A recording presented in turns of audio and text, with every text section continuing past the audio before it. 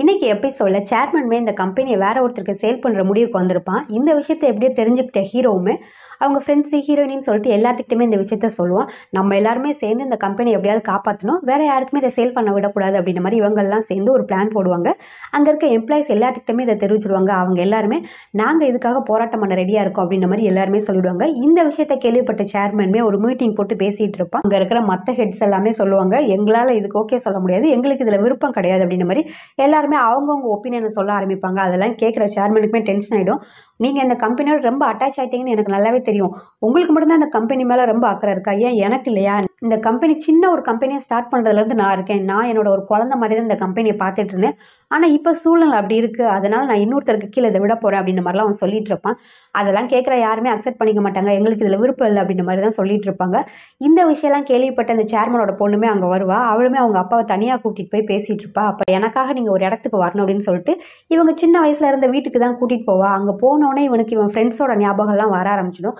அதை பற்றி யோசிச்சுட்டு அங்கே இருப்பான். இவளுமே எவ்வளவோ பேசி அந்த சேர்மனோட மைண்டே மாற்றிடுவா. அவள் பேசினதை கேட்டுட்டு இந்த சேர்மனுமே மனசு மாறிட்டு அன்னைக்கு நைட் வந்து இந்த சேர்மனோட ஷேர்ஸ் எல்லாத்தையுமே இவன் பொண்ணு பேரில் எழுதி வச்சுடுவான். அதே போல் ஹீரோனோட ஷேர்ஸ் எல்லாமே தனியாக எழுதி வச்சுட்டு போயிருப்பான். இது எல்லாத்தையுமே அவன் பொண்ணுகிட்ட தான் சொல்லிட்டு அங்கேருந்து போயிருப்பான். எங்கே போயிருப்பான்னு சொல்லிட்டுலாம் நமக்கு காட்டலை. இந்த பொண்ணுமே மறுநாள் காலைல ஹீரோயினை கூப்பிட்டுட்டு அவளுக்குரிய பங்கு எடுத்து அவள் கையில் கொடுப்பா. இதே மாதிரி என் அப்பா கொஞ்சம் ரெஸ்ட் எடுக்கலாம்னு சொல்லி போயிட்டாங்க, இனிமேல் கம்பெனியை நம்ம தான் பார்த்துக்கணும்னு சொல்லிட்டு போயிருக்காரு, அதனால நம்ம தான் இனிமேல் நல்லா பார்த்துக்கணும் அப்படின்ற மாதிரி இந்த பொண்ணுமே சொல்லுவா. ஹீரோயினுக்குமே அதை கேட்டு ரொம்பவே சந்தோஷமா இருக்கும். இங்கே ஹீரோவை தான் காட்டுவாங்க. ஹீரோவும் அந்த குழந்தையும் பார்க்கில் தான் உட்காந்துட்டு இருப்பாங்க. இப்போ அந்த குழந்தையுமே ஹீரோ கூட நல்லாவே சேர ஆரம்பிச்சிருப்பான். இங்கே ஹீரோயினுமே அந்த குழந்தைக்காக ஸ்நாக்ஸ் எல்லாம் வாங்கிட்டு வந்துட்டு இருப்பாங்க. அங்கே வந்து பார்த்தா குழந்தை இருக்காது. அப்போ இவளுமே கேட்பா, குழந்தை எங்கே போச்சு அப்படின்றப்போ இவனுமே சொல்லுவான், இல்லை அவன் கொஞ்சம் அப்செட்டாகவே இருந்தான், நானும் சரி நம்ம வேணா கேம் விளாடலாம் அப்படின்னு சொல்லிட்டு அவனை போய் ஒளிஞ்சுக்க சொன்னேன். பார்த்தா அவன் இப்போ எங்கே போய் ஒளிஞ்சானு எனக்கு தெரியவே இல்லை, நானும் தேடி பார்த்துட்டேன் அப்படின்ற மாதிரி ஹீரோமே சொல்லிட்டு இருப்பான். இவளுமே ஐயோ குழந்தைய காணலேன்னு சொல்லிட்டு அந்த இடத்துல ஃபுல்லாக ரெண்டு பேருமே பயந்து போய் சுற்றி தேடி பார்த்துட்டு இருப்பாங்க. பார்த்தா அந்த சித்தி கடை தான் கூட்டிகிட்டு போயிருந்திருப்பா. அவள் அங்கேருந்து கூட்டிகிட்டு வருவா. அதை பார்த்தோன்னே ஹீரோயினுக்கு டென்ஷன் ஆகிடும். ஓடி போய் அந்த குழந்தைய வாங்கிடுவாங்க. நான் தான் ஆல்ரெடி சொல்லியிருக்கேன், வாரத்தில் ஒரு நாள் மட்டும்தான் அந்த குழந்தைய வந்து பார்க்கணும்னு சொல்லிட்டு, மற்ற நாள் எதுக்காக நீ தேவையில்லாமல் வந்து அந்த குழந்தைய பார்க்குற அப்படின்ற மாதிரி ஹீரோயினி சொல்லிட்டு இருப்பாங்க. சித்திக்காரியால் அதை தாங்கவே முடியாது. என்னோட குழந்தைய பார்க்கறதுக்கு நீ யார் சொல்கிறது, நீ இப்போ தான் பார்க்கணும் பார்க்கக்கூடாது நீ எப்படி சொல்லலாம், என்னால் என் குழந்தைய பார்க்காம இருக்க முடியல, எனக்கு பார்க்கணும்னு தோணுச்சு அதனால் நான் வந்தேன், இதில் என்ன தப்பு இருக்குது அப்படின்ற மாதிரி அந்த சித்திக்காரியுமே சொல்லுவாள். ஆனால் இது ஹீரோயினுக்கு பிடிக்காது. அப்போ ஹீரோயினுமே சொல்லுவாள், இனிமேலேருந்து நீ ஒரு நாள் கூட என்னோட குழந்தைய பார்க்க வரக்கூடாது, இனிமேல் நீ குழந்தையவே பார்க்கக்கூடாது அப்படின்ற மாதிரி சொல்லிட்டு அங்கேருந்து போவா. இதை கேட்ட சித்திக்காரிக்கு ரொம்பவே கஷ்டமாயிடும். இந்த மாதிரி நீ பண்ணக்கூடாது, இந்த மாதிரி நீ சொல்லாத, அது என்னோட குழந்தை, நான் பார்க்க வருவேன் அப்படின்றப்ப ஹீரோயினி அதெல்லாம் கேட்கவே மாட்டாங்க. ஹீரோவும் ஹீரோயினையும் சேர்ந்து குழந்தை அங்கேருந்து கூட்டிகிட்டு போயிடுவாங்க. இந்த பொண்ணுக்கு என்ன பண்ணனே தெரியாது. இந்த சித்திக்காரியுமே கோவப்பட்டுட்டு அங்கேருந்து போயிடுவா. ஹீரோயின்மே வீட்டுக்கு வந்துட்டு அந்த குழந்தைய தூங்க வச்சுட்டு ஹீரோ கிட்ட பேசிகிட்டு இருப்பாங்க. அப்போ ஹீரோமே நான் இங்கே இருக்கிறேனே அப்படின்ற மாதிரி சொல்லுவான். அப்போ ஹீரோயின்மே இல்லை இல்லை நானே பார்த்துக்கிறேன், நீ இங்கேருந்து கிளம்பி போ அப்படின்ற மாதிரி சொன்னோன்னே ஹீரோமே சோகத்தில் அங்கேருந்து போயிடுவான்.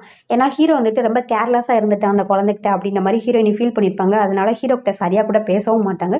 ஹீரோமே சரி ஓகே அப்படின்னு சொல்லிட்டு அங்கேருந்து கிளம்பி போயிடுவான். இந்த பக்கம் ஹீரோயின்மே தூங்கலான்னு சொல்லிட்டு வருவாங்க. இந்த இடத்துல பார்த்தா அந்த சித்திக்காரியுமே எப்படியும் அந்த வீட்டுக்குள்ளே வந்துடுவா. ஹீரோயினுக்கு தெரியாமல் அந்த வீட்டுக்குள்ளே வந்துடுவா. நான் என்னோட குழந்தைய பார்க்கணும் அப்படின்ற மாதிரி சொல்லிட்டு வருவா. இங்கே ஹீரோயினுக்கு என்ன பண்ணனே தெரியாது. நீ இப்போ ஏன் தேவையில்லாமல் வீட்டுக்குள்ளே வந்த, நான் தான் ஆல்ரெடி சொல்லித்தேல, இனிமேல் அந்த குழந்தைய பார்க்கணும்னு தயவுசெய்து வெளியே போ அப்படின்ற மாதிரி சொல்கிறப்ப அவள் கேட்கவே மாட்டா. இல்லை நான் என்னோட குழந்தைய பார்த்தே ஆகணும், நான் என் குழந்தைய இப்போ பார்க்கணும் அப்படின்ற மாதிரி சொல்லிட்டு அவள் உள்ளே வந்துட்டே இருப்பா. இங்கே ஹீரோயினுக்கு என்ன பண்ணனே தெரியாது. இப்போ நீ போறியா இல்லை நான் போலீஸ் கால் பண்ணுவா அப்படின்னு சொல்லியுமே அவள் கேட்கவே மாட்டா. ஹீரோயினுக்குமே என்ன பண்ணுறதுனே தெரியாதனால பெட்ரூமில் வந்து டோரை லாக் பண்ணிட்டு உடனே ஹீரோவுக்கு தான் கால் பண்ணுவான். கால் பண்ணிவிட்டு இந்த மாதிரி இங்கே வந்துட்டா, எனக்கு என்ன பண்ணனே தெரில, கொஞ்சம் சீக்கிரவா அப்படின்ற மாதிரி ஹீரோக்கு கால் பண்ணி சொல்லிடுவா. உடனே ஹீரோவுமே அங்கே வருவான். வந்துட்டு அந்த குழந்தையும் ஹீரோயினையும் அங்கேருந்து கூட்டிகிட்டு போவான். ஹீரோயின்மே அந்த குழந்தைய எடுத்துகிட்டு போய் காரில் வச்சுட்டு நான் ஒரு திங்ஸை மறந்துட்டேன் எடுத்துகிட்டு வந்துடுறேன் அப்படின்ற மாதிரி சொல்லிட்டு அவள் வீட்டுக்குள்ளே போயிட்டு திருப்பி வெளியே வருவா, கார்கிட்ட வருவா. இது எல்லாத்தையுமே அந்த சித்திக்காருமே அவளோட காரில் உட்காந்து பார்த்துக்கிட்டு இருப்பா. ஹீரோயின் மேலே கார் ஏற்றி விட்டுறலாம் அப்படின்னு சொல்லிட்டு ரொம்ப கோவத்தில் இருப்பா ஹீரோயின் மேலே. அதனால் அவள் கார் எடுத்துகிட்டு வந்து ஹீரோயின் மேலே விடலான்னு வரப்போ கரெக்டாக ஹீரோ அதை பார்த்துடுவான். அவள் ஹீரோயின் மேலே விட்டுடுவான்னு சொல்லிட்டு ஹீரோயினை தள்ளி விடுவான். கரெக்டாக அந்த கார் ஹீரோ மேலே ஏறி ஹீரோ அந்த இடத்துலேருந்து தூரமாக போய் விழுந்துடுவான். கரெக்டாக அவன் மண்டையிலுமே அடிச்சிடும். இதை பார்த்து ஹீரோயினுக்கு என்ன பண்ணே தெரியாது, அப்படியே ஷாக்காகி உறைஞ்சி போய் நின்றுட்டு இருப்பாங்க. இந்த சித்திக்காரியுமே ஐயோ நம்ம பெரிய தப்பு பண்ணிட்டோமே அப்படின்ற மாதிரி அவள் அமைதியாக அந்த காருக்குள்ளே உட்காந்துட்டு இருப்பா. ஹீரோ அங்கேருந்து ஹாஸ்பிட்டல் தான் கூட்டிகிட்டு போவா. அங்கே போய் பார்த்தா அவனுக்கு நிறைய அடிபட்டிருக்கும், மயக்கத்திலே தான் இருப்பான். அவன் இன்னும் எந்திரிச்சிருக்கவே மாட்டா. ஆப்ரேஷன்லாம் பண்ணி கொண்டு வந்து போட்டிருப்பாங்க. ஆனால் அவன் வந்து மயக்கத்துலேருந்து எழுந்திரிக்கவே மாட்டான். அப்போ டாக்டருமே சொல்லுவாங்க, அவனுக்கு அங்கங்கே நிறைய அடிபட்டிருக்குது, அவன் இன்னும் கோமாவில் தான் இருக்கான், இன்னும் அவன் எந்திக்கல, எப்போ எந்திப்பான்னு சொல்லிட்டு எங்களுக்கே தெரியாதுமா அப்படின்ற மாதிரி டாக்டருமே சொல்லிட்டு போயிடுவாங்க. ஹீரோயினியால் அதை தாங்கிக்கவே முடியாது. அதே டைமுக்கு இந்த விஷயம் அவன் ஃப்ரெண்டுக்கு 2 பேருக்குமே தெரிஞ்சிடும். 2 பேருக்குமே தெரிஞ்சவொன்னே அவங்களுமே அங்கே வருவாங்க. வந்து பார்த்தா இங்கே ஹீரோ அந்த மாதிரி பெட்டில் படுத்து கிடக்கிறத பார்த்தவொன்னே அவன் ஃப்ரெண்டால் தாங்கிக்கவே முடியாது, ஹீரோவோட ஃப்ரெண்டால். ஆனால் இவங்க முன்னாடி அழாத மாதிரி பேசிகிட்டு இருப்பான். சரி நீங்கள் கவலைப்படாதீங்க, அவனுக்கு ஒன்றுமே ஆகாது, அவன் நல்லாயிடுவான். சரி நீங்கள் எல்லாரும் இங்கே வெயிட் பண்ணுங்கள், டாக்டர்கிட்ட போய் என்னாச்சுன்னு சொல்லி கேட்டுட்டு வரேன் அப்படின்ற மாதிரி சொல்லிட்டு ரூமை விட்டு வெளியே தான் வருவான். ஆனால் அவன் டாக்டர் கிட்ட போயிருக்க மாட்டான். ரூம்ல இருந்து கொஞ்சம் தூரமாக வந்து ஓரமாக உட்காந்துட்டு பயங்கரமாக கதறி கதறி அழ ஆரம்பிச்சிடுவான். அவனால் அதை தாங்கிக்கவே முடியாது. 2 பேருமே சின்ன வயசுலேருந்து நல்ல பெஸ்ட் ஃப்ரெண்டாக இருந்திருப்பாங்க. அதனால் இந்த மாதிரி ஒரு சூழ்நிலையில் ஹீரோ இருக்கிறத பார்த்தோன்னே இவனால் அதை தாங்கிக்கவே முடியாது. ரொம்ப ஏங்கி ஏங்கி அழ ஆரம்பிச்சிடுவான். இங்கே ஹீரோனோட ஃப்ரெண்டுமே ஹீரோன்ட்ட கேட்டுக்கிட்டு இருப்பா, ஆமாம் அந்த சித்திக்காரி என்னானா அப்படின்ற மாதிரி கேட்குறப்போ ஹீரோயினுமே சொல்லுவாங்க, அவளை போலீஸ் பிடிச்சிட்டு போயிட்டாங்க, இப்போதைக்கு அவள் ஜெயிலில் தான் இருப்பா அப்படின்ற மாதிரி சொல்லுவாங்க. இவங்க 2 பேருமே பார்த்துட்டு இங்கேருந்து கிளம்பி வீட்டுக்கு தான் வருவாங்க. ஏன்னா அந்த குழந்தை தனியாக இருக்குதுல்ல, அதனால இவங்க 2 பேருமே கிளம்பி இங்கே வீட்டுக்கு வந்துடுவாங்க. அந்த குழந்தையுமே தூங்க வச்சுட்டு இவளுமே வந்துட்டு அவங்க கூட உட்காந்து பேசிகிட்டு இருப்பா.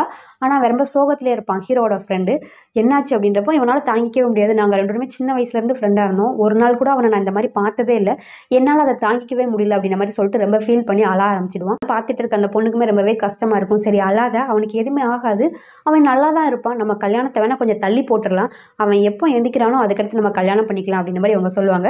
இவங்க 2 பேருமே கல்யாணம் பண்ணிக்கலாம் அப்படின்ற மாதிரி முடிவு எடுத்திருப்பாங்க. அதுக்கான டேட்டுமே குறிச்சிருப்பாங்க.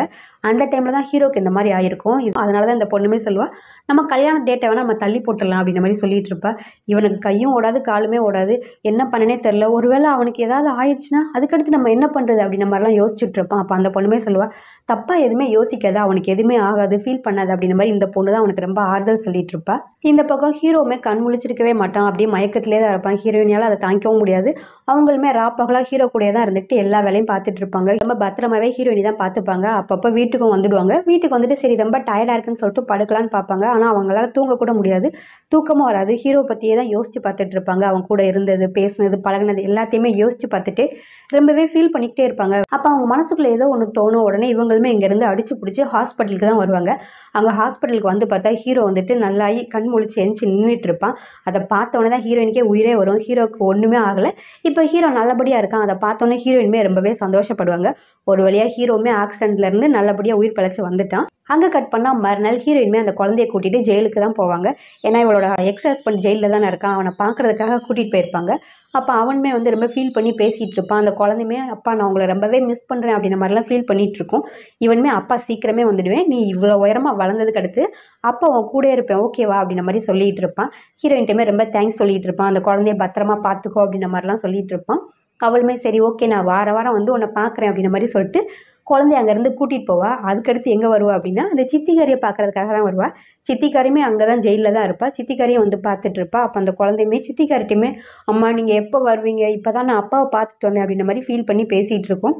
அப்போ அவங்க அம்மாவுக்குமே அந்த குழந்தைய பார்த்த உடனே கண்ணீரை அடக்க முடியாது, அழ ஆரம்பிச்சிடுவாங்க. அப்போ அந்த குழந்தையுமே சொல்லுவோம், அம்மா அழாதீங்கம்மா அழாதீங்க அப்படின்ற மாதிரிலாம் சொல்லிட்டு இருக்கோம்.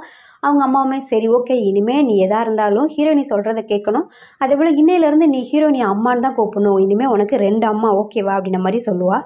இதெல்லாம் கேட்குற அந்த குழந்தையும் அம்மா அம்மா அப்படின்ற மாதிரி சொல்லிட்டு இருக்கும். இதை கேட்ட ஹீரோயினிக்கு ரொம்பவே சந்தோஷமாக இருக்கும். அதை கேட்குற ஹீரோயினிக்குமே ரொம்பவே சந்தோஷமாக இருக்கும். அவளுமே தேங்க்ஸ் அப்படின்ற மாதிரிலாம் சொல்லிட்டு இருப்பா. இந்த குழந்தை ரொம்ப லக்கியான குழந்தை, அவனுக்கு 2 அம்மா, 2 அம்மாவுமே அவன் மேலே ரொம்ப பாசமாக இருக்கிறாங்க அப்படின்ற மாதிரிலாம் சொல்லிட்டு இருப்பா. அதை கேட்டு அவளுமே சந்தோஷப்படுவா.